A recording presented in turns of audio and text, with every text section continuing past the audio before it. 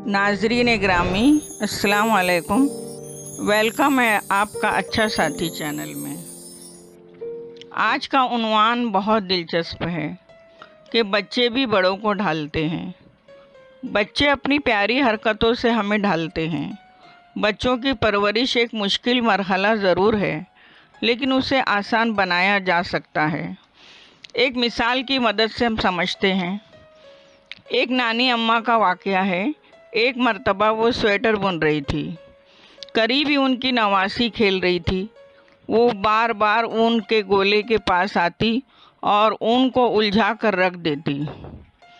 आखिरकार नानी अम्मा ने अपनी नवासी को कहीं रोक कर रखने की कोशिश की।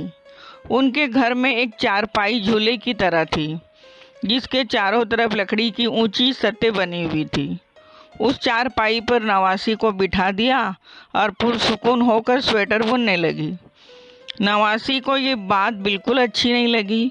वो बड़ी बेसुकून हो गई और चीख पुकार करके तमाम घर सर पर उठा लिया। अब नानी परेशान, स्वेटर किस तरह बुना जाए। आखिरकार नानी अम्मा ने उस बच्ची को चारपाई से नीचे उतारा और खुद जाकर उस चारपाई पे बैठ गई। अब नवासी खुश थी, क्योंकि घर में चारों तरफ उसे घूमने मिल रहा था और नानी अम्मी भी चारपाई पर बैठकर नवासी की निगरानी कर रही थी। नवासी का खेलना भी हो गया और नानी अम्मा का की बुनाई भी हो गई। बहुत पहले पढ़ी हुई ये कहानी मुझे बहुत अच्छी लगी। हमारे सवालात के जवाबात बेशुमार होते हैं, लेकिन हम अपने अतराफ हदबंदी कर लेते हैं और उसी बंदिश में रहकर हम अपने मसले को हल करने की कोशिश में लगे रहते हैं, लेकिन इसमें हम नाकाम साबित होते हैं।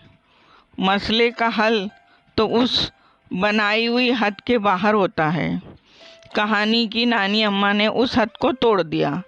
नवासी के लिए बनाई हुई चारपाई पर नानी नहीं बैठ सकती थी, क्योंकि छोटे बच्चे की न गिरने की तदबीर से ये बनाई हुई थी।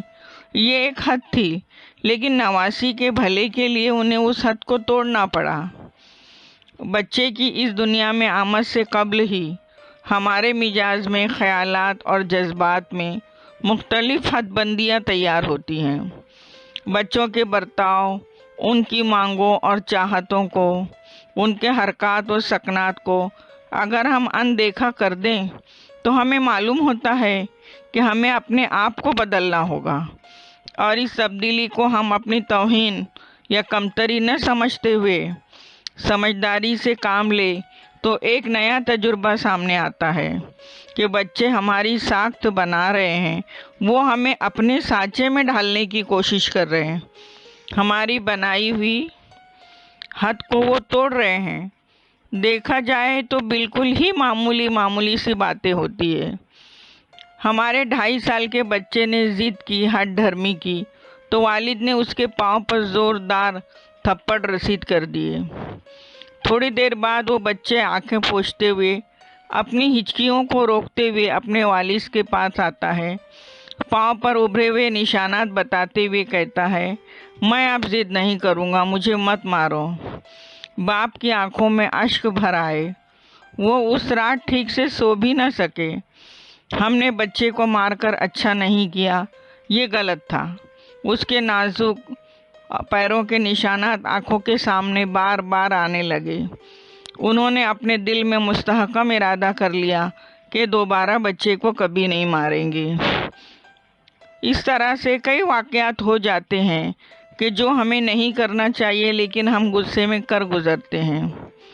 अक्सर वालिदैन शुरू में अपने बच्चों को मारते हैं, तब भी ये बात कहीं ना कहीं दिल को चुभती है, दिल दुखाती है।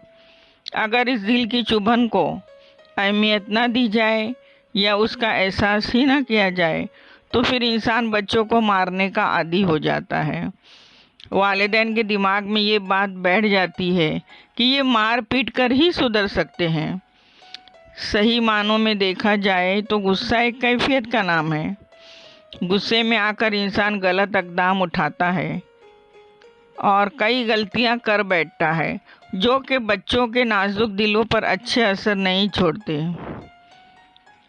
بچے اپنی میٹھی اور پیاری سی مسکان سے ہمیں اپنی ناراضگی یا خفگی مٹھانا سکھاتے ہیں، یہاں تک کہ ناراضگی پر قابو پانا بھی سکھاتے ہیں۔ لیکن غصے پر قابو پانے کی بھی ایک حد ہوتی ہے۔ آخر ہم انسان ہیں۔ بعض اوقات بچے ہماری قوت برداشت کا زبردست امتحان لیتے ہیں، ایک کے بعد ایک خواہ مخواہ کی غلطیاں کر کے نقصان کرتے ہیں، تکلیف پہنچاتے ہیں، ماحول ناخوشگوار بناتے ہیں۔